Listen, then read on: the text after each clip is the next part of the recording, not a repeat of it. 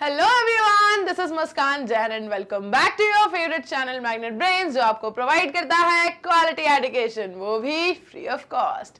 Human health and disease के अंदर आज हमें करना है complete drugs and alcohol abuse के पार्ट 2 को। इस पार्ट 2 में आपको आज जानना है क्या, इससे पहले आप जान चुके हो सारे ड्रग्स के बारे में, उनके सोर्सेस के बारे में, उनके इफेक्ट के बारे में, एडिक्शन कैसे हो सकता है उसके बारे में, राइट। आज आपको क्या क्या पढ़ना है मैं आपको पहले बता देती हूँ। देखो, आज आपको पढ़ना है वो जो आपने एडोलेसेंस में एडिक्शन कैसे होता है, अल्कोहल अब्यूज कैसे होता है, ड्रग अब्यूज कैसे होता है, सब कुछ पढ़ा है, उसका इफेक्ट क्या आता है, effects of drug or alcohol abuse आज आपको पढ़ना है सबसे पहले। ठीक है, सबसे पहले आपको इफेक्ट्स पढ़ने हैं। इफेक्ट्स के बाद आपको पढ़ना है कि इसका प्रिवेंशन और कंट्रोल कैसे किया जा सकता है, क्या क्या अवेलेबल है मेजर्स हमारे पास। ठीक है, ये दो चीजें आपको पढ़नी है। ठीक है, effect and then prevention and control. ठीक, चलो स्टार्ट करते हैं पढ़ना इफेक्ट से। कभी आगे जा रहा है, कभी पीछे जा रहा है। देखो, effects of drug and alcohol abuse से स्टार्ट करते हैं कि क्या इसका इफेक्ट आएगा। चलो, सबसे पहले तो मैं ले लेती हूं अपने हथियार।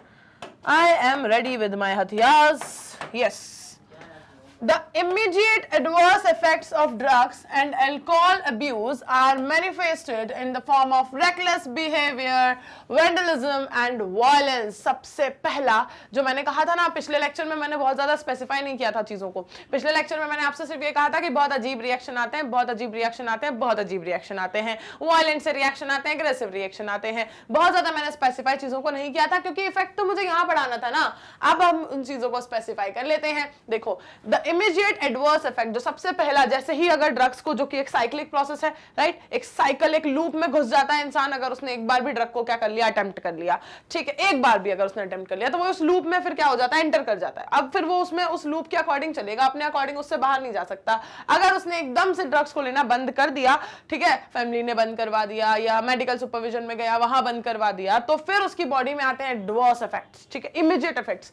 ये जो इमीडिएट इफेक्ट्स आते हैं ड्रग और अल्कोहल को बंद करने पर, तो वो कैसे होते हैं, ये बहुत ही ज्यादा अजीब सा बिहेवियर, मतलब उन्हें जरा भी कहीं चैन नहीं आ रहा है, बहुत ज्यादा बेचैनी हो रही है। ठीक है, उन्हें कुछ भी ठीक नहीं लग रहा है, सब कुछ बहुत एबनॉर्मल सा लग रहा है, बहुत ज्यादा अजीब से बिहेवियर्स होंगे। ठीक है, बहुत ज्यादा वायलेंट रिएक्शंस आएंगे। ठीक है, बहुत ज्यादा वायलेंट रिएक्शंस आएंगे। कई बार सेल्फ डिस्ट्रक्टिव रिएक्शंस भी आएंगे कि खुद ही को हार्म पहुंचा रहे हैं या फिर सामने जो दिख रहा है उसे हार्म पहुंचा रहे हैं। इस तरह के अजीब अजीब से रिएक्शंस उसमें आते हैं।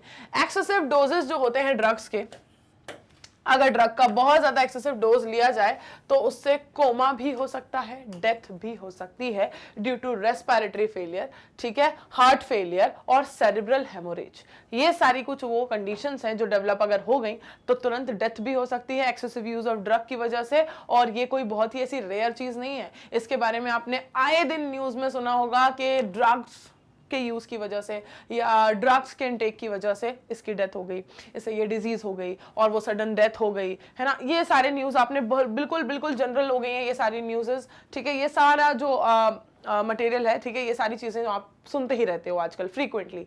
क्यों? क्योंकि हम सुन रहे हैं ना कि यार जो टारगेट जो एज ग्रुप है वो क्या है, वो वही एज ग्रुप है जो कि हमारी पॉपुलेशन में सबसे ज्यादा पाया जा रहा है। यूथ, यंगस्टर्स जो हमारी पॉपुलेशन में सबसे ज्यादा हैं, उन्हीं में ये अब्यूज जो है वो सबसे ज्यादा देखने को मिल रहा है। तो इसलिए ये जो केसेस हैं, ठीक है, ये जो एडवर्स इफेक्ट्स हैं, ये सब बहुत फ्रीक्वेंटली सुनने को मिल रहे हैं और इसीलिए इन सबको रोकना, इन सब के लिए अवेयरनेस होना बहुत ज्यादा जरूरी हो गया है, ताकि सोसाइटी में इस टारगेट एज ग्रुप को, मतलब यूथ को, पहले से पता हो कि इससे कैसे बचना है और ये कितना ज्यादा हार्मफुल है ना। दोनों चीजें उन्हें पहले से पता होना जरूरी है। यही तो मोटिव है इस चैप्टर को, इस टॉपिक को पढ़ाने का। ये मैं आपको बहुत बार बता चुकी। अब देखो यहाँ पर, ये जो अगर बहुत ज्यादा एक्सेसिव यूज किया जाएगा, इनका बहुत ज्यादा एक्सेसिव डोज लिया जाएगा इन सारे ड्रग्स का, तो क्या हो सकता है बेटा, कोमा भी हो सकता है, डेथ भी हो सकती है।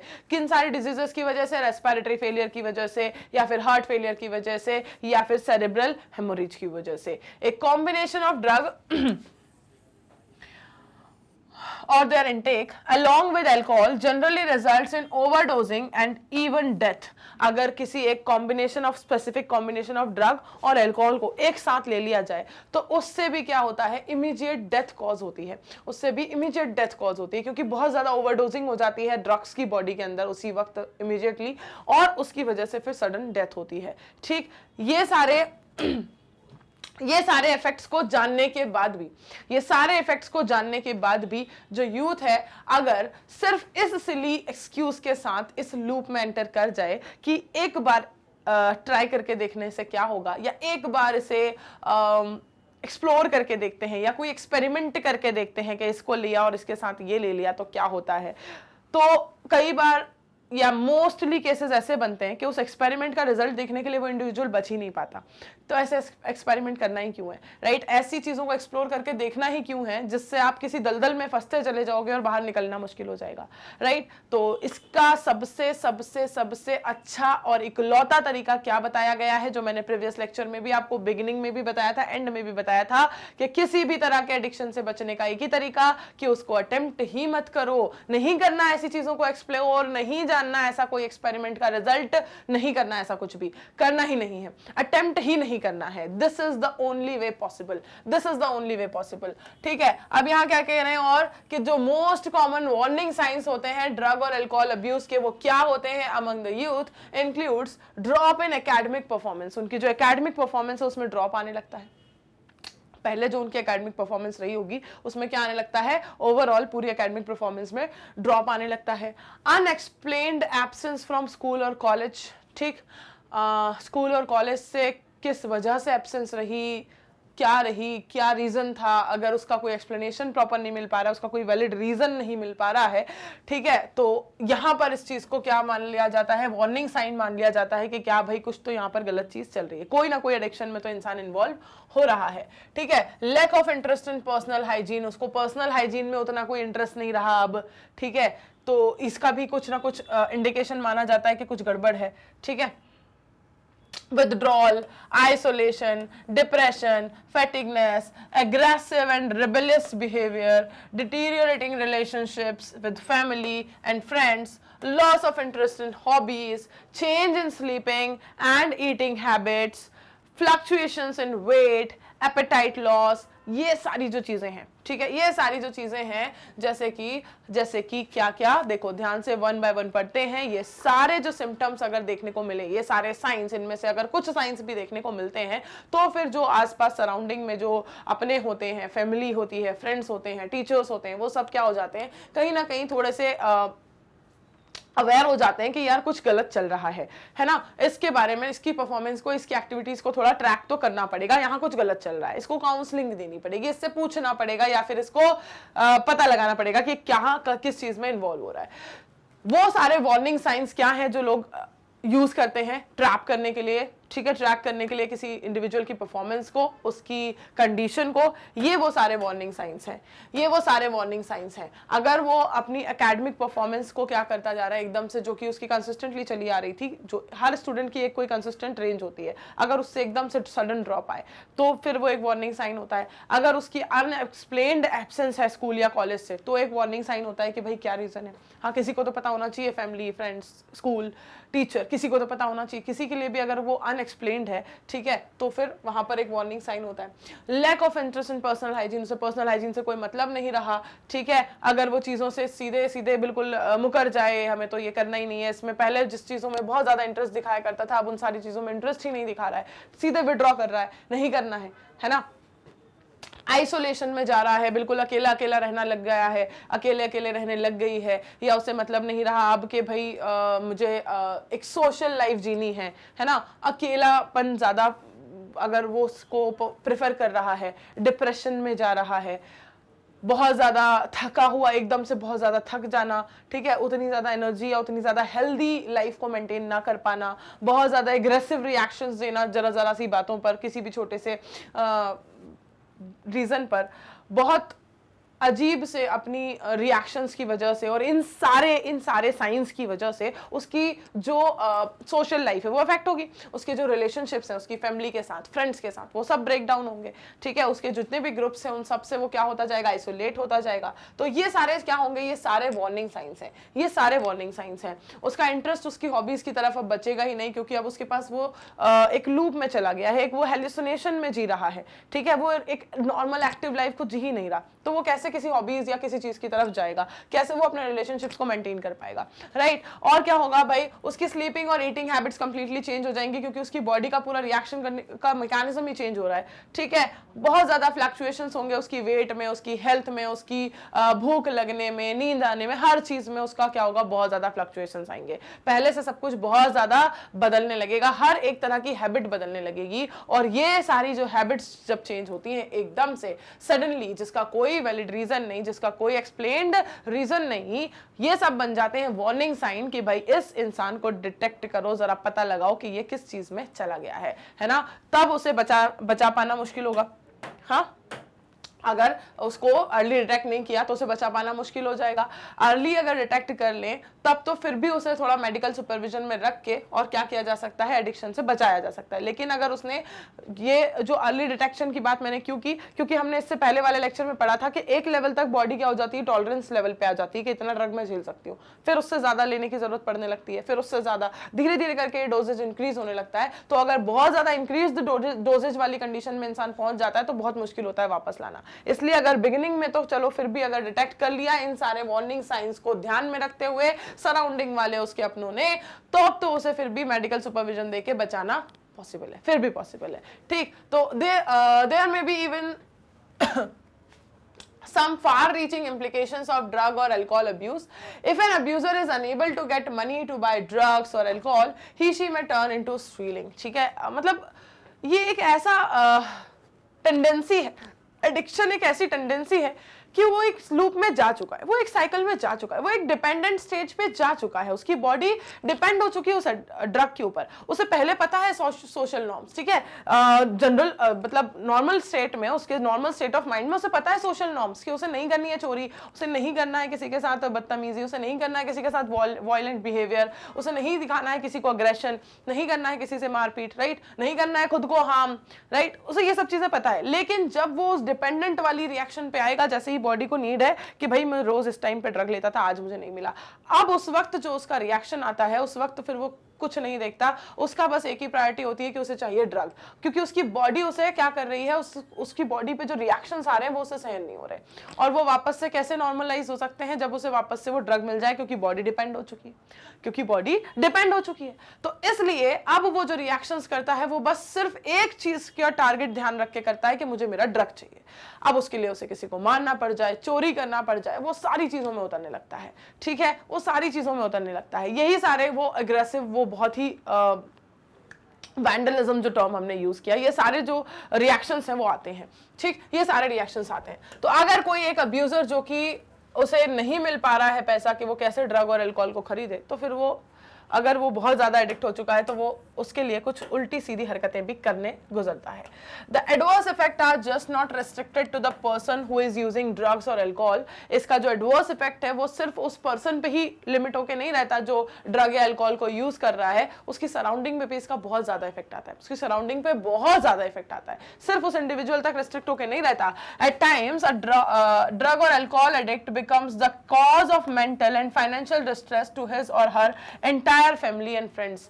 एक वक्त ऐसा भी आता है कि जब ये जो एडिक्ट इंसान है, इसकी वजह से इसकी पूरी की पूरी फैमिली, इसका पूरा का पूरा खानदान, इसके पूरे के पूरे फ्रेंड्स, इसकी पूरी सराउंडिंग जो है वो मुश्किल में आ जाती है, ठीक। जैसे अगर किसी एडिक्ट को उसकी फैमिली पूरी कोशिश कर रही है बचाने की, उसकी पूरी कोशिश करी जा रही है कि उसे वापस से नॉर्मल लाइफ में लेकर आया जाए, उसके लिए बहुत ज्यादा इलाज की कोशिश की जा रही है, बहुत ज्यादा खर्चा किया जा रहा है, और वो बार बार उस मतलब जो वो पूरा पैसा जुटा रहे हैं उसको ही चुरा चुरा के और ज्यादा खरीदे जा रहे हैं, और ज्यादा बिगड़े जा रहा है, फिर वो कंडीशन को जितना बिगाड़े जा रहा है वो उसे सुधारने की कोशिश कर रहे हैं। फाइनेंशियली भी बहुत ज्यादा इश्यूज को झेलते हैं, मेंटली भी बहुत सारे इश्यूज को फेस करना पड़ता है, और सोशल लाइफ में क्योंकि ऐसे इंसान के साथ जो इतना ज्यादा एडिक्ट हो जाता है, हमने पिछली क्लास में ही देखा था कि सोशल एडजस्टमेंट्स में बहुत दिक्कत आती है, और फिर उस सोशल सारे इश्यूज को भी फैमिली को ही बियर करना पड़ जाता है, क्योंकि वो तो उस स्टेट में है ही नहीं, वो तो कॉन्शियस स्टेट में है ही नहीं, राइट। तो ये सारे इश्यूज जो है उसकी सराउंडिंग भी बियर करती है, जो इंसान एडिक्ट हो गया है इतना ज्यादा। तो मतलब वो सिर्फ अपना नुकसान नहीं करता, वो पूरी की पूरी फैमिली को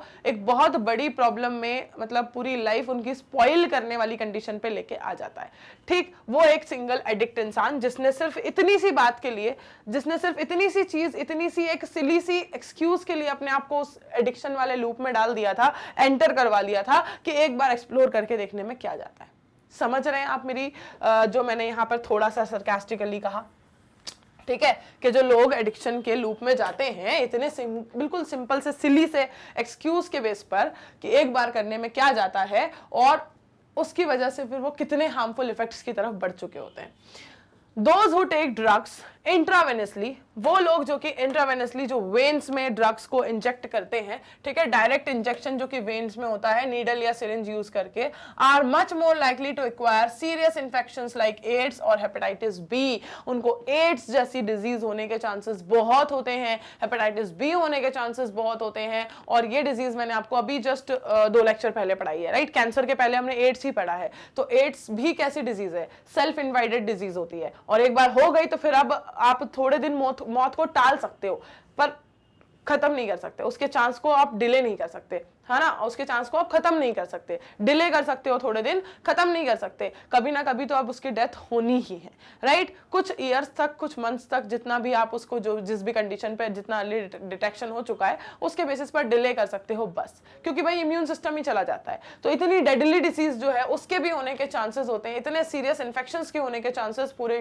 होते हैं जब भी कोई इंसान क्या लेता है, इंट्रावेनस ड्रग्स को लेता है, ठीक है, निडल और सिरिंज के थ्रू होता है। The viruses which are responsible for disease, और इन डिजीजेस के लिए जो वायरसेस रिस्पांसिबल हैं वो ट्रांसफर होते हैं एक पर्सन से दूसरे पर्सन में इन सारे इन्फेक्टेड नीडल्स और सिरिंज को यूज करने पर। जैसे हमने पढ़ा था एड्स का, HIV ऐसे ही ट्रांसफर हो रहा था, right.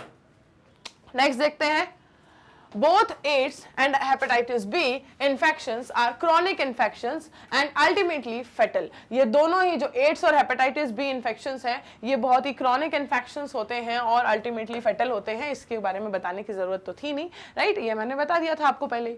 Both can be transmitted through sexual contact or infected blood, दोनों ही कैसे ट्रांसमिट होते हैं, हमने देखा है एड्स के बारे में भी, जो HIV है वो कैसे होता है, बॉडी फ्लूइड्स के एक्सचेंज से। किसी भी मैकेनिज्म में अगर बॉडी फ्लूइड का एक्सचेंज हो रहा है, चाहे वो सेक्सुअल कॉन्टैक्ट हो, चाहे वो ब्लड ट्रांसफ्यूजन हो, चाहे वो सिरिंज वगैरह का मल्टीपल पर्संस के लिए यूज किया जाना, है ना, ये सारी चीजों में क्या हो रहा है, फ्लूइड एक्सचेंज हो रहा है, और फ्लूइड एक्सचेंज से ये इन्फेक्शन फैल जाता है, ठीक।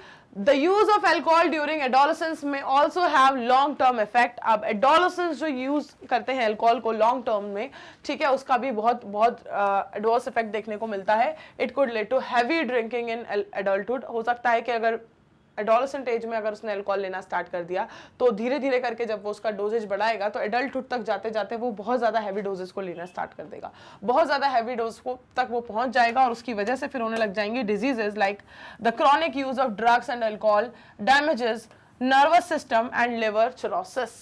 धीरे धीरे जब वो अल्कोहल को इतना ज़्यादा यूज़ करने लग जाएगा, राइट, धीरे धीरे जब वो अल्कोहल को इतना ज़्यादा यूज़ करने लगेगा जिसकी वजह से जो उसे लग रहा है कि नॉर्मल है, जो उसे लग रहा है कि मेरी बॉडी तो इतने पे इफेक्ट दे ही नहीं रही, मुझे तो कोई हेलुसिनेशन कॉज हो ही नहीं रहा, क्योंकि वही वाला फंडा है, टॉलरेंस तो बढ़ता जा रहा है बॉडी का, ठीक है, वो इतना तो टॉलरेट कर ही ले रही है, अब उसे इससे फर्क ही नहीं पड़ रहा। फिर आपने और ज्यादा डोज देना स्टार्ट करा कि अरे ऐसे कैसे नहीं हो रही मदहोश, ठीक, और ज्यादा देना स्टार्ट करा, तो वो डोज जैसे जैसे बढ़ता जाएगा उसका इफेक्ट उतना ही ज्यादा ड्रास्टिक आएगा, जैसे जैसे डोज बढ़ेगा इफेक्ट उतना ही ज्यादा ड्रास्टिक आएगा। तो बस यही कह रहे हैं कि ये जो क्रॉनिक यूज होगा ड्रग और अल्कोहल का, इससे पूरा का पूरा नर्वस सिस्टम डैमेज हो सकता है, इससे पूरा का पूरा लिवर डैमेज हो सकता है, जिसे लिवर सिरोसिस कहते हैं, ठीक, जिसे लिवर सिरोसिस कहते हैं। The use of drugs and alcohol during pregnancy is also known to adversely affect the fetus. अगर प्रेगनेंसी के वक्त ड्रग्स या अल्कोहल को लिया जाए तो उसका फीटस पे भी बहुत बुरा प्रभाव पड़ता है, उसका फीटस पे भी बहुत बहुत एडवर्स इफेक्ट होता है। कई केसेस में तो इसकी वजह से मिसकैरेज भी हो जाता है, कई केसेस में इसकी वजह से मिसकैरेज भी होता है। ठीक है, another misuse of drug is what certain sport person do to enhance their performance. अगर हम ड्रग के एक और मिसयूज की बात करें तो कई सारे स्पोर्ट्स पर्सन जो होते हैं वो ड्रग और अल्कोहल को सिर्फ इसलिए ले लेते हैं ताकि उनकी परफॉर्मेंस इंक्रीज हो जाए, ताकि उस वक्त के लिए उनकी जो बॉडी की थकान है वो उन्हें फील ना हो, उन्हें एक्सेसिव एनर्जी फील हो और वो अच्छा परफॉर्म करके दिखा दें। ठीक, तो they miss use narcotic analgesics, anabolic steroids, diuretics and certain hormones in sports to increase muscle strength, अपनी muscle strength को increase करने, जिसे जिस sports में जैसी need है, किसी को muscle strength की need है तो वो कर सकते हैं, bulk and to promote aggressiveness and as a result increase athletic performance। इसकी वजह से उनकी athletic performance तो increase हो जाती है लेकिन उनकी overall health जो कहाँ कितनी ज़्यादा गिर जाती है ये वो चाहकर भी उस पर फोकस नहीं कर पाते, चाहकर भी उसके ऊपर वो उतना ज़्यादा फोकस उतना ज़्यादा ध्यान नहीं दे पाते, उससे अपने आप को बचा नहीं पाते क्योंकि लूप में डाल दिया। सिंपल सा है, हाँ वही मैकेनिज्म है। लूप में अगर एक बार एंटर कर दिया तो बस अब वो साइक्लिक वे में घूमते रहेंगे, वो लूप ही चलेगा बार बार, राइट, हर बार अब वो लूप ही घूमता रहेगा। अब उससे बाहर आना, स्टेप आउट करना बहुत मुश्किल। ठीक है, उससे स्टेप आउट करना अब बहुत मुश्किल। चलो, द साइड इफेक्ट्स। ठीक है, अब ये जितने भी मैंने यहाँ पर अभी तक ड्रग्स और सारे चीजें मैं यूज कर रही हूँ टर्म्स, इन सबका साइड इफेक्ट क्या होता है, इन सबका साइड इफेक्ट देखते हैं क्या होता है। क्या साइड इफेक्ट्स होते हैं ड्रग्स के, देख लेते हैं। See the side effects of the use of anabolic steroids in female includes masculinization.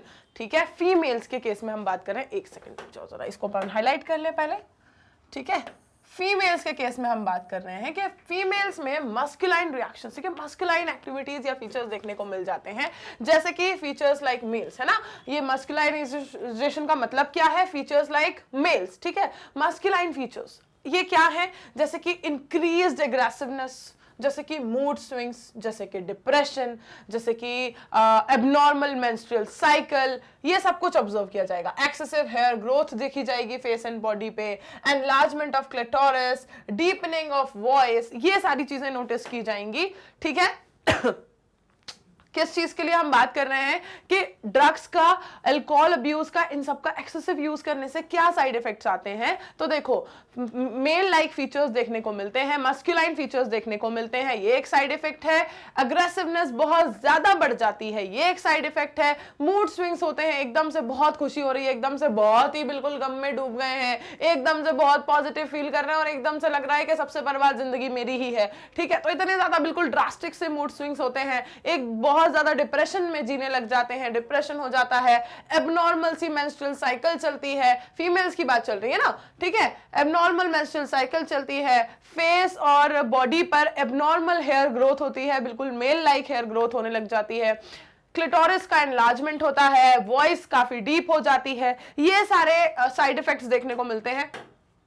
ठीक है, ये सारे साइड इफेक्ट्स देखने को मिलते हैं फीमेल्स में। और अगर हम बात करें मेल्स की, तो मेल्स में क्या साइड इफेक्ट देखने को मिलते हैं, अरे यार इसको भी ले लो भाई साथ में। मेल्स में क्या क्या साइड इफेक्ट देखने को मिलते हैं, इट इंक्लूड्स एक्ने, ठीक है, इंक्रीज्ड अग्रेसिवनेस, तो ये तो कॉमन है। ठीक है, एक्नेस देखने को मिलेंगे बहुत ज्यादा, अग्रेसिवनेस होगी बहुत ज्यादा, मूड स्विंग्स इनके भी होंगे बहुत ज्यादा, मतलब वही एकदम से स्विच कर जाना, एकदम से बहुत खुश था इंसान और जरा सी कोई चीज हो गई और एकदम से बहुत ज्यादा दुखी हो गया।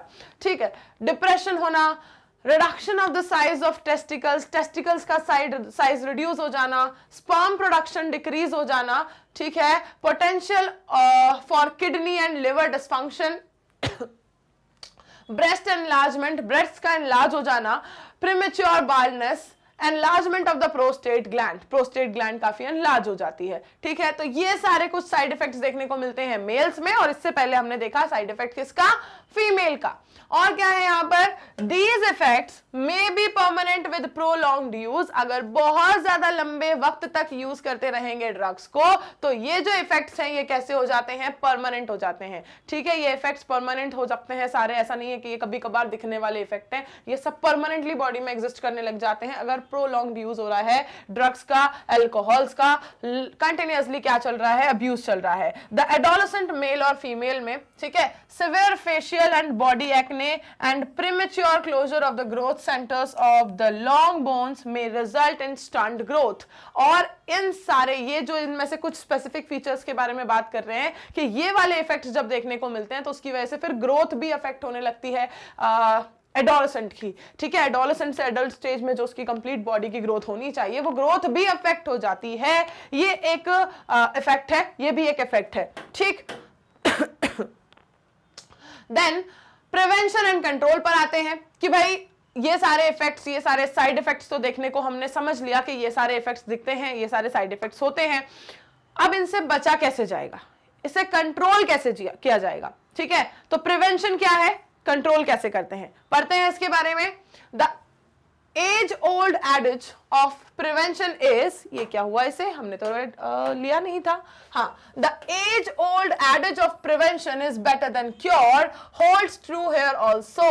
प्रिवेंशन हमेशा क्योर से बेटर होता है, मतलब कोई बीमारी हो जाए उसके बाद आप उसका इलाज करो, इससे अच्छा है कि आप पहले ही एहतियात रख लो और उस बीमारी को होने ही ना दो। मतलब prevention is better than cure, ठीक है। क्योर बहुत मुश्किल होता है और ये वाली जो कुछ केसेस है ना, एड्स वाली, एड्स में तो क्योर होता ही नहीं है, कैंसर वाले में भी क्योर बहुत मुश्किल है, इसमें भी क्योर ऑलमोस्ट जो है वो इम्पॉसिबल सा ही हो जाता है, अगर मतलब बहुत सिवियर केसेस में, ठीक है।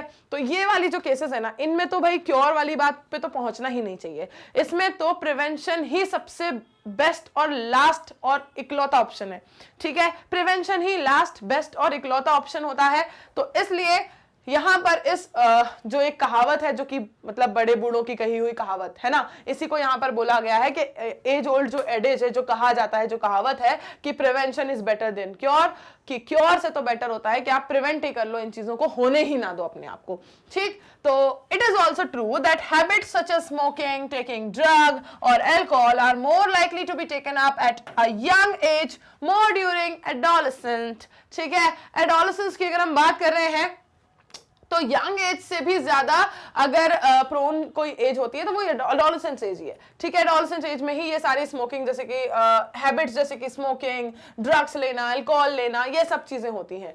Then Hence it is best to identify the situations। अच्छा, पता है क्यों होती है इसी एज में, क्योंकि यहां पर वो जो एक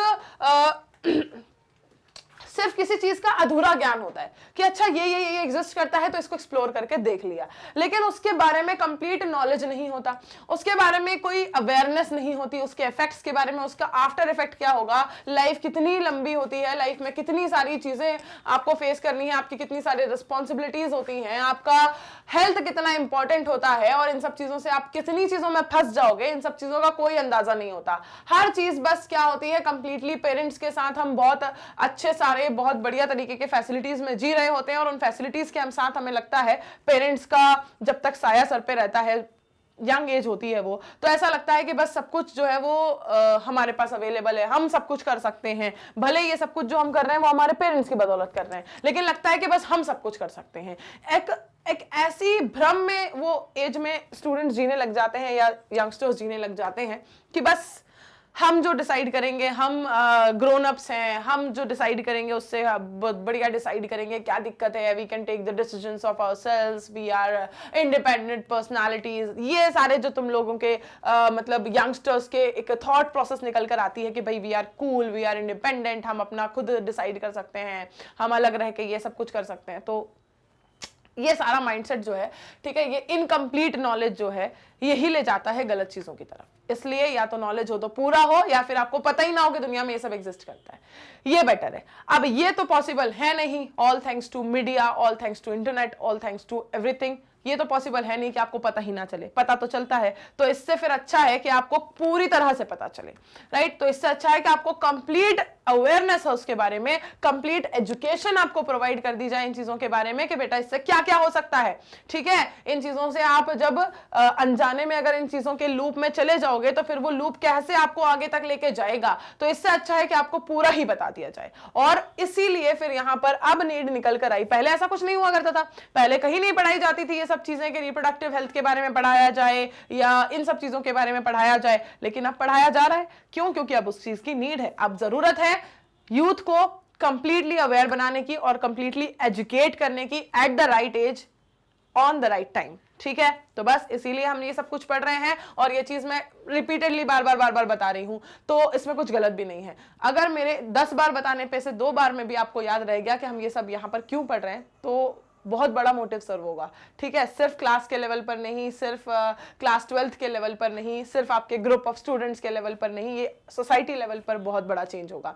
तो चलो देखते हैं आगे इससे हम क्या पढ़ रहे थे।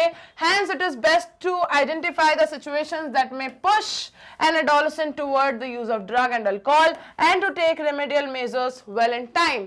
इसलिए ये सारे जो रीजंस है ना जिनकी वजह से एडोलेसेंट्स जो है वो इन सब की तरफ बढ़ रहे हैं, उन सारे रीजंस को आइडेंटिफाई करना बहुत जरूरी था। रीजन आइडेंटिफाई करेंगे तभी तो उसका क्या निकालेंगे, सोल्यूशन निकालेंगे कि भाई ऐसा क्या है जो बच्चों को इन चीजों की तरफ खींच रहा है, पता तो करें। हाँ, और उन्हें समझाएं कि भाई यहाँ पर जो आप इन चीजों को जिस मिथ के अकॉर्डिंग आप यहाँ बढ़ रहे हो, ये असल में दलदल है, इसमें फंस जाओगे तो निकल नहीं पाओगे। ठीक है, ऊपर आने के लिए पैर चलाओगे और अंदर जाते जाओगे। ठीक, ये कंडीशन बनने वाली है। तो इसलिए फिर उनको अवेयरनेस प्रोवाइड करने के लिए सबसे पहले तो रूट कॉज जानना जरूरी था, तो ध्यान दिया गया उन चीजों की तरफ। ठीक है, पढ़ाया सबको, मतलब एक तरीके से केस स्टडीज की गई। ठीक है, in this regard the parents and the teachers have a special responsibility. और अब ये जो केस स्टडीज की मैं बात कर रही हूं, इसमें सबसे ज्यादा रोल किसका था?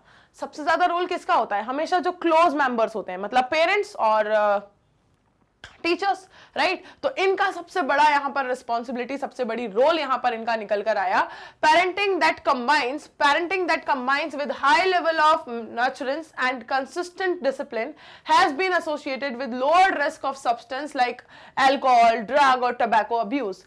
वो केस ऑफ पेरेंटिंग जिनमें जो पेरेंट्स हैं वो काफी हाई लेवल ऑफ नर्चरेंस भी प्रोवाइड कर रहे हैं और कंसिस्टेंट डिसिप्लिन को फॉलो करवा रहे हैं, कंसिस्टेंटली मॉनिटर कर रहे हैं अपने चिल्ड्रंस को, ना कि ये कि सिर्फ अपने अपने काम में बिजी हैं और उन्हें इंडिपेंडेंट कर रखा है कि भाई अपने हिसाब से देख लो जो जैसा करना है, हम तो बस आपको फैसिलिटी प्रोवाइड कर दे रहे हैं। ये वाला जहां पर भी अगर किस्सा चलता है तो वहां फिर भाई आ जाती है क्या, वो लैक ऑफ मॉनिटरिंग, है ना। और उस लैक ऑफ मॉनिटरिंग में फिर चाइल्ड अच्छा भी कर सकता है, जरूरी नहीं हर केस में बुरा करे, लेकिन बुरे की तरफ भाग भी सकता है क्योंकि उसे देखने वाला कोई नहीं, मॉनिटर कोई नहीं कर रहा, है ना, उसके ऊपर नजर किसी की नहीं गड़ी हुई है। तो यहां पर केस में देखो यहां पर क्या स्टडी पता चली, हाँ रिपोर्ट्स क्या मिली कि जहां पर भी वो पेरेंट्स हैं जो क्या कर रहे हैं, प्रॉपर तरीके से नर्चर भी कर रहे हैं, प्रॉपर केयर भी कर रहे हैं, फैसिलिटी भी दे रहे हैं, लेकिन एक कंसिस्टेंट डिसिप्लिन को भी फॉलो करवा रहे हैं, मॉनिटर कर रहे हैं अपने चिल्ड्रंस की एक्टिविटीज को हर वक्त हर तरीके से कि वो कहां पर है, क्या करता है, कैसे करता है, कितना टाइम कहां दे रहा है, क्या उसकी थॉट प्रोसेस चल रही है, उसके साथ कंसिस्टेंटली क्या करते हैं, कॉन्टैक्ट में रहते हैं, बातें करते हैं, जानने की कोशिश करते हैं कि उसके थॉट प्रोसेस क्या चल रहे हैं, कब वो अच्छा फील कर रहा है, कब बुरा फील कर रहा है, कहीं उसके साथ कभी कुछ गलत तो नहीं हो रहा जिससे बचने के लिए, जिससे छुपाने के लिए वो किसी गलत रास्ते पर चला जाए। तो ये सारी प्रोसेसेस जिस पेरेंटिंग में इन्वॉल्व होती हैं वहां पर ये सारे अब्यूज की, अल्कोहल, ड्रग और टोबैको अब्यूज के रिस्क जो होते हैं वो कैसे होते हैं, लोअर रिस्क होते हैं। ठीक है, लोअर रिस्क होते हैं। And some of the measures mentioned here would be particularly useful for prevention. अब इनमें से कुछ जो मेजर्स हैं, ठीक है, अच्छा ये जो मैंने बात की है ना यहाँ पर पेरेंटिंग की, ठीक है, ये जो पेरेंटिंग की मैंने बात की है, डिसिप्लिन की मैंने बात की है, इसका भी एक जो मैंने लास्ट में टर्म यूज किया उसके साथ बैलेंस होना बहुत जरूरी है। अगर प्रॉपर कम्युनिकेशन नहीं होगा, ठीक है, अगर आप पेरेंट्स और चिल्ड्रंस के बीच में कम्युनिकेशन गैप होगा या वो प्रॉपर कम्युनिकेट ना कर पाएंगे, आप इतना ज्यादा डिसिप्लिन मेंटेन करने लग जाओ, इतनी ही ज्यादा स्ट्रिक्ट हो जाओ कि आपका चाइल्ड आपसे बात ही ना कर पाए, ठीक है, आपसे बोलने में ही डरने लग जाए, तब वो जो कम्युनिकेशन गैप होगा ना, वो जो कम्युनिकेशन गैप होगा वो भी कॉज बन सकता है इन सब चीजों का, वो भी कॉज बन सकता है इन सब चीजों का। इसलिए कम्युनिकेशन गैप तो किसी केस में होना ही नहीं है। मतलब डिसिप्लिन मेंटेन हो रहा है या डिसिप्लिन मेंटेन नहीं भी हो रहा है, दोनों ही केस में कम्युनिकेशन तो होता रहना बहुत ही मस्ट है, बहुत ही मस्ट है, ठीक है, between the parents and the childrens, ठीक। तो मतलब यहां पर भी वो चीज अप्लाई होती है कि भाई अति हर चीज की बुरी है, ठीक है। बहुत ज्यादा डिसिप्लिन भी नहीं होना चाहिए, लेकिन बहुत ज्यादा फ्रीडम भी नहीं होना चाहिए। हर चीज का बैलेंस बना के रखना जरूरी है, कम्युनिकेशन का बैलेंस बना के रखना जरूरी है। और सिर्फ money and all the materialistic facilities provide करने से कुछ नहीं होगा। आपको टाइम, ठीक है, टाइम वाली जो फैसिलिटी है, जो प्रॉपर कम्युनिकेशन स्टैब्लिश करने वाली फैसिलिटी है, वो भी प्रोवाइड करनी पड़ेगी अपने चिल्ड्रंस को, ताकि कम्युनिकेशन गैप कभी ना बने, कभी भी वो अंडरस्टैंडिंग लेवल टूटे ना कि कभी भी कुछ भी दिक्कत आएगी किसी भी पीयर प्रेशर की वजह से, किसी भी परफॉर्मेंस एंजाइटी की वजह से अगर स्टूडेंट्स यहाँ तक पहुंचते हैं, चिल्ड्रंस इस अब्यूज तक पहुंचते हैं, तो वो उस अब्यूज पे जाने की बजाय आपके पास आके उस चीज को शेयर करें। ये कम्युनिकेशन स्टैब्लिश करना, ठीक है। ये सारी चीजें मैं यहाँ क्यों बता रही हूँ, क्योंकि यहाँ पर ये एस्पेक्ट इन्वॉल्व है ना, ये एस्पेक्ट यहां पर इन्वॉल्व है, पेरेंटिंग का एस्पेक्ट, ठीक। Then some of the measures mentioned here would be particularly useful for prevention and control of alcohol and drug abuse among the adolescents. ये जितने भी मेजर्स यहां पर मेंशन किए गए हैं, इन सब को अगर बिल्कुल तरीके से यूज किया जाए तो जो अल्कोहल और ड्रग का अब्यूज है, जिसकी तरफ एडोलेसेंट बढ़ जाते हैं, पहुंच जाते हैं, वो हो सकता है ना पहुंचे, है ना। वो हो सकता है हम उन्हें पहले ही रोक लें, है ना, उस लूप में जाने के, एंटर करने के पहले ही रोक लें, है ना। अब चलो पढ़ लेते हैं हम प्रिवेंशन एंड कंट्रोल। ये जो हमने अभी यहाँ डिस्कस किया, ये भी क्या था, प्रिवेंशन एंड कंट्रोल ही था। बस उसी को डिस्कस करते हैं कुछ पॉइंट्स के तहत। सबसे पहला पॉइंट देखो क्या कहता है, अवॉइड अनड्यू पीयर प्रेशर। ये पीयर प्रेशर नाम की जो चीज है ना, ये बहुत ज्यादा फैल गई है, ठीक है। ये मतलब इररिलेवेंट सा पीयर प्रेशर भी स्टूडेंट्स लेके बैठ जाते हैं, इररिलेवेंट सा पीयर प्रेशर भी लेके बैठ जाते हैं, ठीक। अब देखो क्या है, इस पीयर प्रेशर को अवॉइड करना है, ठीक है। इररिलेवेंट ये जो पीयर प्रेशर बन जाता है, जबरदस्ती में ही बना लेते हैं कि बस इस ग्रुप से मुझे जीतना है, इस ग्रुप से मुझे आगे रहना है, जबरदस्ती में बना लेते हैं, ठीक है। मतलब बहुत 90% केसेस में तो उस पीयर प्रेशर की जरूरत ही नहीं होती, फिर भी बना लेते हैं, ठीक है। तो इससे बचना है। Every child has his or her own choice and personality. Her children की अपनी खुद की एक चॉइस होती है, अपनी खुद की एक पर्सनैलिटी होती है, और which should be respected and nurtured, जिसकी रिस्पेक्ट की जानी चाहिए, जिसे नर्चर किया जाना चाहिए, कि भाई उसका जो जिस चीज में उसका डेडिकेशन है, जिस चीज में उसका इंटरेस्ट है, वो वैसा ही उसकी कैपेसिटी के अकॉर्डिंग कर सकता है। A child should not be pushed unduly to perform beyond his or her threshold limits। किसी भी चाइल्ड को कभी भी उसकी थ्रेशोल्ड लिमिट, हर एक इंसान की एक लिमिट होती है, कैपेसिटी होती है कि भाई मेरे मार्क्स जो हैं वो 100 आउट ऑफ 70 ही आ पा रहे हैं मेरा 100% देने के बाद भी, तो ठीक है, वो मेरी थ्रेशोल्ड लिमिट है। लेकिन अगर मेरी थ्रेशोल्ड लिमिट 70 है तो मैं उसको 70 पे बनाए रखूं, मतलब मैं अपना 100% दे रही हूं, राइट। तो मुझे बस उस बात की खुशी होनी चाहिए कि मैं अपना 100% दे रही हूं, मुझे नहीं फर्क पड़ना चाहिए कि 100 आउट ऑफ 70 है, 70 आउट ऑफ 100 है, मतलब 100 भी लेके आने वाले स्टूडेंट्स हैं, मुझे उनसे मतलब नहीं होना चाहिए। मेरी थ्रेशोल्ड जो है वो कितनी है, मेरी मैक्सिमम कैपेसिटी कितनी है, 70। मैं अपना 100% दे रही हूं, तो मुझे उसमें बहुत ज्यादा खुश होना चाहिए। मुझे इक्वली खुश होना चाहिए, जो इंसान अगर 100 आउट ऑफ 100 लेकर आ रहा है तो मतलब उसकी मैक्सिमम लिमिट 100 की है, इसलिए वो मैक्सिमम एफर्ट लगा के लेके आ रहा है। मेरी लिमिट अगर 70 की है तो मुझे इक्वली खुश होना चाहिए कि भाई हम दोनों अपना 100% ही दे रहे हैं, ना कि आप टेंशन में आ जाओ कि अरे यार ये 100 कैसे लेके आ गया, मेरे क्यों 70 आए, मेरे क्यों 70। अरे यार ये तो सोचो कि उसने भी 100% दिया, आपने भी 100% दिया, तब क्या दिक्कत है, तब क्या दिक्कत है, ठीक। तो यहां पर किसी भी चाइल्ड को उसकी थ्रेशोल्ड लिमिट से ज्यादा, उसकी मैक्सिमम कैपेसिटी से ज्यादा पुश करने के लिए कभी भी ऐसा पुश नहीं करना चाहिए कि भाई उसे प्रेशराइज किया जाए कि तू इससे ज्यादा बेटर परफॉर्म करके दिखा, तू और ज्यादा अच्छा स्कोर करके दिखा। बी इट स्टडीज, चाहे वो स्टडीज हो, चाहे वो स्पोर्ट्स हो, चाहे वो कोई भी एक्टिविटी क्यों ना हो, चाहे वो आगे जाके चल के जॉब ही क्यों ना हो, कि भाई उसका पैकेज इतना अच्छा है तो तेरा क्यों नहीं है। यार हर इंसान की अपनी कैपेसिटी होती है, हर इंसान का अलग फील्ड होता है, ठीक है। तो हर जगह अगर आपकी जो भी कैपेसिटी, आपका जो 100% एफर्ट है, अगर आप उसे टच कर रहे हो तो उससे ज्यादा कभी किसी को पुश नहीं किया जाना चाहिए, उसकी मैक्सिमम कैपेसिटी से ज्यादा, है ना। ये एक इंपॉर्टेंट फैक्ट है यहां पर कि ये जो पीयर प्रेशर है इसे हमेशा अवॉइड करना होगा, ठीक है। पीयर प्रेशर को हमेशा क्या करना होगा, अवॉइड करना होगा, क्योंकि ये जो पीयर प्रेशर है उसमें इंसान मजबूर हो जाता है कि मैं अपना 100% भी दे रहा हूं, लेकिन उसके बाद भी अगर मुझे कम बोला जा रहा है तो अब मैं करूं तो क्या करूं, उसके पास ऑप्शन नहीं बचता, उसके पास ऑप्शन नहीं बचता। और फिर वो टेंशन है, वो जो प्रेशर है, उसको रिलीज करने के लिए कुछ ना कुछ गलत कदम उठाते हैं।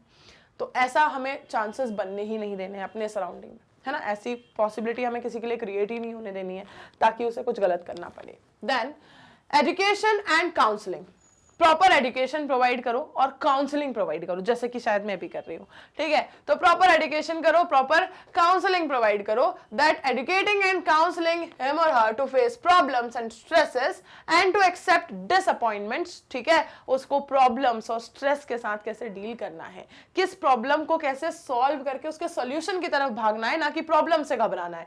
किस स्ट्रेस के वक्त खुद को काम रख के उसके सॉल्यूशन की तरफ भागना है, ना कि घबरा घबरा के रिएक्शन देना है। ये सब चीजें उन्हें सिखाने की जरूरत है। उन्हें सिखाने की जरूरत है कि अगर कोई डिसअपॉइंटमेंट आता भी है, अगर आपने सोचा था कि मेरा मैक्सिमम जो पोटेंशियल है वो 100 आउट ऑफ कितने मैं ला सकता था, 90 आउट ऑफ 100 में ला सकता था, लेकिन मैंने कोशिश की और फिर भी वो 90 नहीं आ पाया। हो गए कुछ फैक्टर्स ऐसे, बहुत सारे फैक्टर पे डिपेंड करती हैं चीजें, 90 भी नहीं आ पाए, मेरे आ गए अगर 85, तो मुझे उस डिसअपॉइंटमेंट को भी फेस करना आना चाहिए कि भाई ठीक है, मैंने अपना 100% तो दे दिया, लेकिन कुछ और फैक्टर्स भी थे जो कि बीच में आ गए, ठीक है। किसी भी दूसरे फैक्टर की वजह से अगर वो 90 ना होके 85 हो गया तो ठीक है, अगली बार मैं और बेटर परफॉर्म कर लूंगा। तो उस डिसअपॉइंटमेंट के साथ भी डील करना आना चाहिए, उसके लिए भी एक पॉजिटिव अप्रोच रखना आना जरूरी है, ये सिखाने की जरूरत है। Failures as a part of life, इन ये जो फेलियर्स अगर आ भी जाते हैं, हमने कोई टारगेट सेट किया लेकिन वो अचीव नहीं हो पाया, वो फेल हो गया, तो उस फेलियर को भी पार्ट ऑफ लाइफ समझो। ये समझो कि अगले दिन और डबल करके दिखाना है, उससे भी एक पॉजिटिव अप्रोच लेकर आओ, है ना, ये सिखाने की जरूरत है। It would also be worthwhile to channelize the child's energy into healthy pursuits like sports, reading, music, yoga and other extracurricular activities। जब भी ऐसा नोट अभी तक के रिकॉर्ड्स में ये देखा गया है कि अगर चिल्ड्रंस, ठीक है, जो उनकी यंग एज है, एडोलेसेंट एज है, अगर इस एज में वो किसी ऐसी स्पोर्ट्स एक्टिविटी, फिजिकल एक्टिविटीज, इन सबसे जुड़े हुए रहते हैं और वो हमेशा एक अच्छी सराउंडिंग में रहते हैं, खुश रहते हैं, तो कभी भी उनके साथ ये सारी चीजें होने के चांसेस जो है वो बहुत क्या होते हैं, कम देखे जाते हैं, ठीक है। बट अगेन, जो सिर्फ दिख रहे हैं खुश, वो वाली कंडीशन नहीं होनी चाहिए। कम्युनिकेशन बना रहना चाहिए कि हाँ सच में इंसान सेटिस्फाइड है, सच में अगर उसको थोड़ा बहुत को दिक्कत है तो उसने शेयर कर लिया, उसको रिजॉल्व कर दिया गया, है ना। ज्यादा कुछ दिक्कत अगर है तो फिर उसको वो किसी से शेयर कर पाए, बता पाए, ना कि मनी मन परेशान होता रहे, है ना। तो ये सारी चीजें तो होनी जरूरी है, ये सारी चीजें तो होनी जरूरी है। देन थर्ड पॉइंट क्या निकल कर आया, कैसे प्रिवेंशन और कंट्रोल है इसका भाई, seeking help from parents and peers. Parents और पीयर्स से हमेशा मदद मांगो। जब भी कुछ भी ऐसा लगता है कि मेरी लाइफ में कुछ बहुत गलत चल रहा है, मैंने सोचा था कि ये लेक्चर में और अच्छे से पढ़ाऊंगी और ज्यादा यहाँ पर मैं ये मेजर्स लेके आऊंगी, ये लेकर आऊंगी, वो लेकर, पर नहीं हो पाया, तो अब मैं क्या करूँ, रोने लग जाऊँ, मैं क्या करूँ, डिप्रेस हो जाऊँ? नहीं, क्या करने की जरूरत होती है हमें जरूरत होती है कि हम हेल्प लें यार, कि यार ऐसा क्यों नहीं हो पाया, क्यों नहीं लग पाई इसमें ये चीजें, क्यों नहीं हो पाया ऐसा, चलो सोचते हैं, निकालते हैं सॉल्यूशन और अगली बार करके दिखाते हैं। ये अप्रोच होनी चाहिए। मतलब हमें लेना है क्या, कभी भी अगर किसी भी चीज में हमें सपोर्ट की जरूरत लग रही है कि हम ऐसा खुद से नहीं कर पा रहे हैं, हम खुद को उतना ज्यादा डिसिप्लिन, अपने आप को हम डिसिप्लिन कई बार नहीं दे पाते हैं, हम कई बार सेल्फ डिसिप्लिन मेंटेन करने में फेल हो जाते हैं, तो उस वक्त क्या दिक्कत है, सेल्फ डिसिप्लिन मेंटेन करने में फेल हो रहे हैं, पर कम से कम हमें ये पता तो है ना कि हमें डिसिप्लिन की जरूरत है, तो ले लो हेल्प, क्या दिक्कत है। पेरेंट्स से हेल्प ले सकते हैं, पीयर्स से हेल्प ले सकते हैं। Help from parents and peers should be sought immediately so that they can guide appropriately, ताकि वो हमें गाइड कर सकें। कभी भी अगर हमें लगे कि हम किसी ऐसे एडिक्शन की तरफ जो है वो किसी लूप में जा चुके हैं, एक या दो बार अटेम्प्ट कर चुके हैं और हमें पता है कि अब ये लूप जो है वो आगे जाके दिक्कत देगा, इसको हमें ब्रेक करना है, तो ये मत सोचो कि सबको, किसी को पता ही ना चले, वरना कोई ये सोचेगा कि इसने एक बार तो शुरू कर दिया था, क्या पता अभी भी पीता होगा, ये सब नहीं सोचना चाहिए। तुरंत जाके हेल्प लेनी है, किसकी, पेरेंट्स की, या फिर जिससे भी आप ट्रस्ट करते हो, जिसके भी साथ आपकी बॉन्डिंग है, ठीक है, जो भी आपका हितैषी है, जो आपका सच में भला चाहेगा, जो सच में आपको बचाएगा, ना कि उलझाए इन सब चीजों में, ठीक है। तो ऐसे इंसान की आपको जाके लेनी होती है तुरंत की तुरंत मदद, so that they can guide you properly, they can help you properly. Help may even be sought from close and trusted friends, जैसा मैंने कहा, क्लोज और ट्रस्टेड फ्रेंड से भी हेल्प ली जा सकती है। Besides getting proper advice to sort out their problems, this would help young to vent their feelings of anxiety and guilt। और प्रॉब्लम से तो सोल्यूशन इससे मिलेगा ही मिलेगा, जब हम अपनों के साथ होते हैं तो वो हमें हमारे जो मेंटल प्रेशर है उसको भी हेल्प करते हैं रिलीज करने में, वो हमें हेल्प करते हैं हमारी गिल्ट को रिड्यूस करने में, वो हमें हेल्प करते हैं फिर से खुश रहने में, वो हमें हेल्प करते हैं फिर से वापस से उस बैक टू नॉर्मल लाइफ में आने में, वो हमें प्रॉपर कंसिस्टेंटली मॉनिटर करते हैं, हमारी हर प्रॉब्लम को रिजॉल्व करते हैं। हाँ, बिगिनिंग में थोड़ा सा रिएक्शन अगर आ जाता है चिढ़ने वाला कि यार ये क्या करके आ गया, अकल नहीं है क्या, ठीक है ना यार, तो गलती भी तो की है, इतना सा सुनने में क्या जाता है। उसके बाद अगर हमें इतनी प्रॉपर हेल्प मिले, वो भी इतने अपनेपन के साथ, तो क्या बुरा ही है। डील तो अच्छी ही है, डील तो अच्छी ही है, राइट। बदले में जो आपको हेल्प मिल रही है, जो आपको सपोर्ट मिल रहा है, जो आपको किसी और से नहीं मिल सकता, जो ट्रस्ट आपको मिल रहा है, अगर उसके बदले में थोड़ा सा सुनना पड़ जाए तो डील में क्या बुराई है। डील तो अच्छी है ना, डील तो अच्छी ही है। चलो नेक्स्ट देखते हैं। नेक्स्ट पॉइंट क्या है, लुकिंग फॉर डेंजर साइंस। हमेशा ध्यान देना है उन डेंजर साइंस पे जो बताए जा रहे हैं, ठीक है। ये सारे साइंस क्या है, साइन ऑफ डेंजर है, ठीक। कौन सा डेंजर साइंस पे ध्यान देना है, जो हमने पहले भी पढ़े हुए हैं, है ना, हमने पहले भी पढ़े हुए हैं ना, वार्निंग साइंस के बारे में, ठीक। तो alert parents and teachers need to look for and identify the danger signs. जो भी हमने अभी ऊपर पढ़ा था डेंजर साइंस के बारे में, वार्निंग साइंस के बारे में, वार्निंग साइंस के बारे में, उन सब साइंस पे अगर कहीं पर भी किसी को भी कोई साइन मिलता है, किसी पेरेंट को मिलता है, किसी टीचर को मिलता है, किसी वेल विशर फ्रेंड को मिलता है, तो उन साइंस पे जाके अलर्ट हो जाना चाहिए कि यार ये साइन है, मतलब मेरा जो पर्सन है उसको कुछ ना कुछ दिक्कत है, इसको ध्यान देना है, अब इसके ऊपर थोड़ा सा मॉनिटर करना है, थोड़ा सा एक्स्ट्रा केयर देना है, अटेंशन देना है, ठीक है। तो ये साइंस अगर आपके क्लोज्ड वंस ध्यान देते हैं, नोटिस कर लेते हैं, रिकॉग्नाइज कर लेते हैं, तो वो आपको बचा लेंगे। Even friends if they find someone using drug or alcohol should not hesitate to bring the notice to parents or teachers. उन्हें कभी भी ये नहीं सोचना चाहिए कि भाई अपना पिलाओ, इसको तो पियो, इसके साथ कोई दिक्कत नहीं। अरे नहीं भाई, अगर आप सच में उसके दोस्त हो तो आपको उसे बचाना होगा, आपको नोटिस देना होगा जाके उसके पेरेंट्स को या फिर टीचर्स को, जो उसे बचा सके, जो उसे रोक सके, ठीक है। एंड ये नहीं सोचना कि भाई उससे तो वो उस वक्त के लिए आपसे गुस्सा हो जाएगा, दोस्ती टूट जाएगी, लेकिन ये तो सोचो कि आप उसकी जान बचा लोगे। दोस्ती उस कीमत पे अगर दोस्ती टूट भी जाती है तो क्या दिक्कत की बात है, अगर जान बचा ली है, हाँ अगर जान बचा ली है तो क्या दिक्कत है। Then appropriate measures would then be required to diagnose the malady and the underlying causes. This would help in initiating proper remedial steps or treatment. इससे क्या होगा, इससे ये होगा कि एक जो हम बात कर रहे हैं किस चीज की, ऑन टाइम, ठीक है। हम बात कर रहे हैं कि टाइम पर चीजों का अर्ली डिटेक्शन हो जाए, है ना। वो जो डोज इंक्रीज वाले हमने कॉन्सेप्ट पढ़ा है कि धीरे धीरे टॉलरेंस लेवल बॉडी क्या करता जाता है, बढ़ाता जाता है, कि इतना डोज तो अब वो टॉलरेट कर ही ले रही है, इतना डोज तो टॉलरेट कर रही, डोज बढ़ता जाएगा। डोज बढ़ने वाली कंडीशन पे नहीं पहुंचने देना, अर्ली स्टेज पे ही रिकॉग्नाइज कर ले, अगर कोई ना कोई उस वार्निंग साइन को गेन करके बता दे, या आप खुद जाके बता दो कि यार मैं फंस गया हूं, मुझे बचा लो, तो क्या हो सकता है, आप अर्ली स्टेज पे ही बच सकते हो। अदरवाइज लास्ट वो जो लूप है वो तो आप पढ़ ही चुके हो कि कितना ड्रास्टिक है ना, वो तो आपने पढ़ ही लिया कि कितना ड्रास्टिक है, ठीक है। तो ये एक फैक्टर है।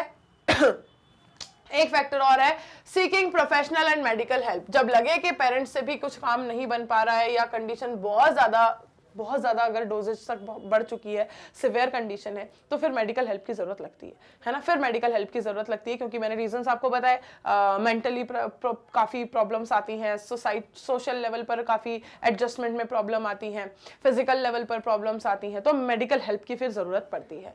तो a lot of help is available in the form of highly qualified psychologist, psychiatrist and de addiction and rehabilitation programmes, ये सब अवेलेबल है, ठीक है।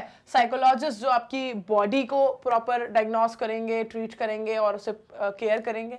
साइकियाट्रिस्ट जो आपको मेंटल लेवल पर हेल्प करेंगे, ठीक है। डी एडिक्शन जो आपको एडिक्शन से बचाने में हेल्प करेंगे, उससे वापस से नॉर्मल लाइफ पे आने में हेल्प करेंगे। रिहैबिलिटेशन प्रोग्राम्स जो आपको उस ड्रग और इन सारी चीजों से, सारी बुरी आदतों से क्या करने में, बचने में, और फिर से अपनी एक नॉर्मल लाइफ पे वापस आने में, ठीक है, फिर से अपनी नॉर्मल लाइफ पे आने में हेल्प करेंगे। ये सब अवेलेबल है, सब अवेलेबल है, ये हर जगह, हर सिटी में ये सब कुछ अवेलेबल है, ये सारी हेल्प अवेलेबल है हर जगह, ठीक है। These helps help individual to who have unfortunately got in the quagmire of drug or alcohol abuse, जो कहीं से भी किसी भी वजह से, ठीक है, अनफॉर्चुनेटली इस अब्यूज में जा चुके हैं। With such help the affected individual with sufficient efforts and will power can get rid of the problem completely and lead to perfectly normal and healthy life। अगर early detection हो जाता है, अगर proper medical help मिल जाती है, तो उस individual के लिए वापस से बैक टू नॉर्मल लाइफ पे आना इजी हो जाता है। अगर उसको प्रॉपर पीयर सपोर्ट मिल जाए, अगर उसे फैमिली सपोर्ट मिल जाए, अगर उसको सोसाइटीज एक्सेप्टेंस मिल जाए, अगर उसको प्रॉपर मेडिकल हेल्प मिल जाए, अगर ये सारी चीजें अवेलेबल हो जाती हैं, ऑन टाइम हो जाती हैं, तो उसके लिए बैक टू नॉर्मल लाइफ आना आसान हो जाता है। ठीक है, चलो एक बार पूरा देख लेते हैं हमने जो जो आज कुछ पढ़ा है। इफेक्ट ऑफ ड्रग हमने पढ़ा कि ड्रग्स का क्या क्या इफेक्ट होता है, किस तरह से वो हमारे ऊपर इफेक्ट दिखाते हैं। ठीक, और साइड इफेक्ट्स क्या क्या होते हैं इसके, है ना। मेल्स में क्या साइड इफेक्ट दिखते हैं, फीमेल्स में क्या साइड इफेक्ट दिखते हैं, क्या इसका प्रिवेंशन और कंट्रोल है। प्रिवेंशन एंड कंट्रोल में सबसे पहली जो हमने टैग लाइन पढ़ी, that prevention is better than cure. इन तीनों ही केसेस में जो आप कंसिस्टेंटली पढ़ रहे हो ना, एड्स, कैंसर और ड्रग्स एंड अल्कोहल अब्यूज, तीनों ही केसेस में जो लाइन है वो यही है कि prevention is better than cure, सब पे अप्लाई होती है।